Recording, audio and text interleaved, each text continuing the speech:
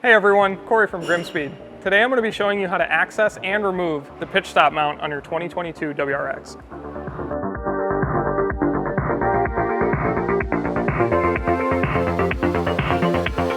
So the tools needed to remove the pitch stop are going to be a flathead screwdriver, a 14mm box end wrench, a 14mm socket, 12mm socket, I like to use an extension, makes it a little easier, and a socket wrench. So we're going to start by removing the 5 bolts that hold the top mount on.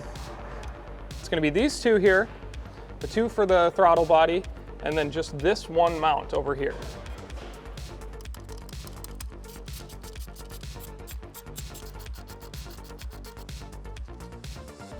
So now that the 5 bolts have been removed, we're going to move to this clip. And this is just easy to do with the flathead. You get it under this clip here, and that'll click into that valley.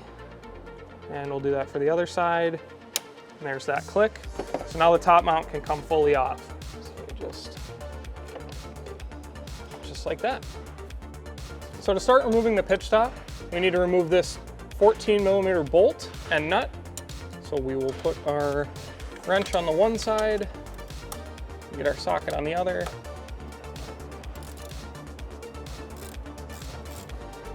There is a washer here that we don't want to fall. Be mindful of that. We can pull that out.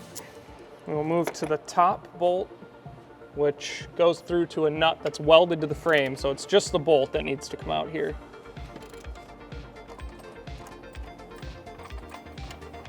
Once that's removed, you can take off your pitch stop.